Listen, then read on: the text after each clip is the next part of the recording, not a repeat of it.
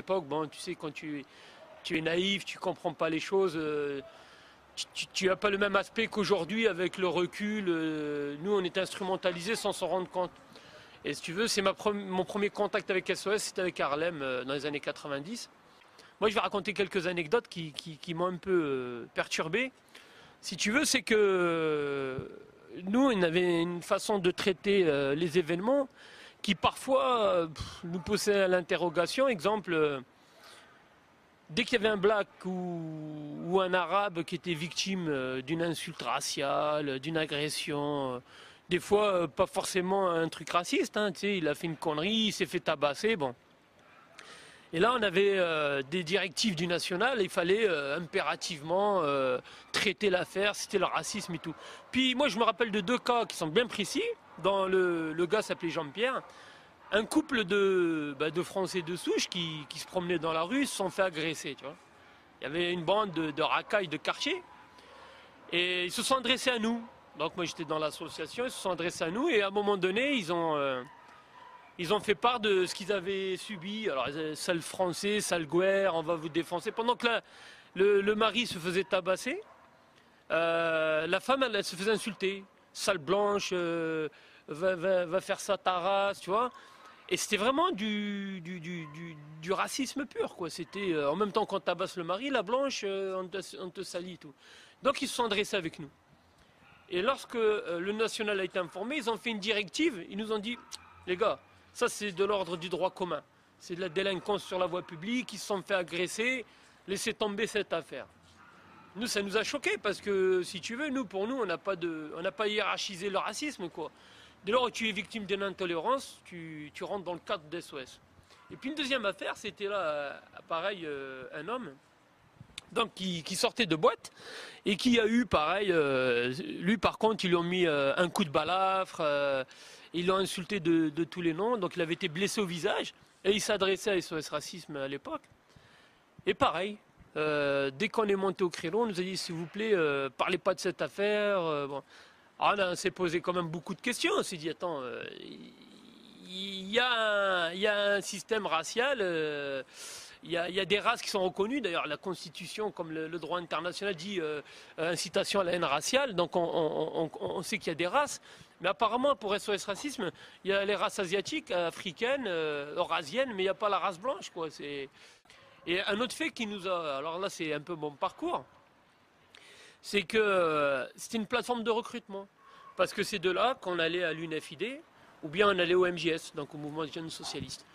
Et tous les cadres, tous les responsables, c'était des mecs du PS. Et forcément, quand tu évolues à SOS, tu finis par évoluer au MJS, ce qui a été mon cas pendant 3 ans. Et je suis resté 10 ans à la fédération du Parti Socialiste en Gironde. Oui, à Gironde.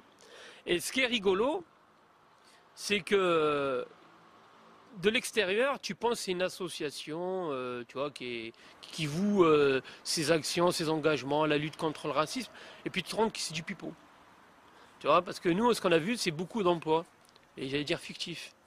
Tu vois, si tu veux, même SOS Racisme avec le long terme, c'est devenu une espèce de lieu où si on n'arrive pas à caser les gens au PS ou sur une liste électorale, on leur propose un emploi à SOS Racisme.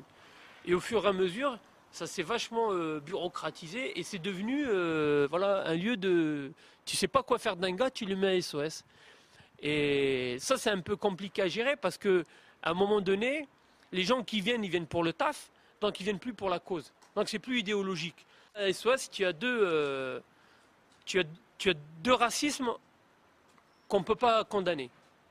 Qu'un juif, il insulte une autre race, tu ne trouveras jamais un procès. Donc il y a un racisme que tu ne vas pas le droit de condamner. Et puis il y a le deuxième, c'est celui du racisme anti-blanc.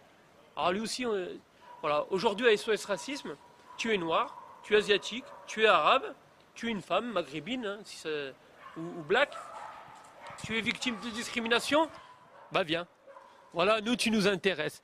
Maintenant, tu es victime d'un patron juif ou d'une bande de racailles qui te dit, parce que moi je l'ai entendu, hein, j'étais même témoin de scène, j'ai vu des gens dire à des Français de souche, leur dire mais casse-toi, nous pendant 130 ans vous nous avez colonisés, maintenant on est là pour vous emmerder et tout. Et ça se lâche, ouais, espèce de sale blanc, ouais. Tu vois, et ces gens, ils sont venus, moi je pense surtout à ce mec, là, Jean-Pierre. Le mec, il a pris une balafre. Il a pris un coup de couteau. Et les mecs, ils se sont acharnés sur lui, l'ont tabassé. Et lui, il est venu pensant naïvement qu'à SOS Racisme, ben, on allait prendre en compte ses souffrances, ses douleurs. Bah, nous, on a reçu une directive de Paris, on a dit non, laissez tomber. Donc il y a un racisme qui est beau à traiter et un autre qui n'est pas beau à traiter. Il y a un racisme médiatique qu'il faut mettre en avant et un autre qu'il ne faut pas mettre en avant. Et maintenant, SOS Racisme, moi j'espère, d'ailleurs ils ont été épinglés par la Cour des comptes plusieurs fois, et j'espère franchement qu'un jour il y aura un audit sur cette association.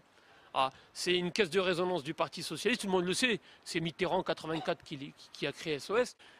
La lutte anti-racisme, elle crée de la discrimination. Et la République, dans son concept d'indivisibilité, elle dit quoi? Elle est une et indivisible. Sauf qu'à SOS Racisme, le triptyque des SOS, c'est quoi? Black, blanc, beurre. C'est que forcément tu as catalogué les personnes par rapport à leurs origines. Ce que la République, elle interdit. Donc eux, ils participent à créer cette scission dans la communauté nationale. Parce que la communauté nationale, elle est une indivisible. Et ce triptyque-là, Black, blanc, beurre, il a été travaillé. Je crois que des associations comme le CRIF, le CFCM, le Conseil français du culte musulman, le CRAN, des associations noires, tout ça, ça a été mis en place uniquement avec un seul objectif. À diviser la communauté nationale. SOS Racisme, c'est un des bras armés de ce travail. Voilà, c'est un objectif qui est mis en place. Parce qu'à un moment donné, soit tu es français, soit tu n'es pas français. Ça, c'est un choix qui est donné à chacun, on a libre arbitre. Mais à un moment donné, si tu ne te sens pas français, il faut que tu sois cohérent avec tes pensées et tes convictions. Dans la société française, on est traversé par des courants identitaires, mais identitaires dans tous les sens du terme. C'est-à-dire, tu les trouveras chez les Arabes, comme chez pas les Arabes, chez des Blacks. Aujourd'hui, il y a des Black Power, il y a des Arabes Power, il y a des Juifs Power. Voilà, tu as plein de mosaïques comme ça, de groupuscules qui revendiquent une identité et au détriment des autres. Ah, la République française, c'est comme la laïcité, elle crée un équilibre, une équité. Personne n'est prédominant par rapport aux autres. Voilà, la France, c'est ça. Si tu n'as pas accepté ce concept, il faut que tu rentres chez toi, tu retournes où tu viens. Et à SOS aujourd'hui, ben, on a quoi? On n'a que des charlatans comme Malek Bouti, qui il fait une tribune dans Le Monde Libération. Il dit j'ai jamais vu autant de racisme au Parti Socialiste, un parti où il y a beaucoup de racistes. Et puis pour calmer le jeu, on offre un poste à sa femme dans un conseil général. Voilà, ces pratiques-là, elles ont tué la France. Voilà. Et aujourd'hui, l'antiracisme, il crée le plus grand racisme en France.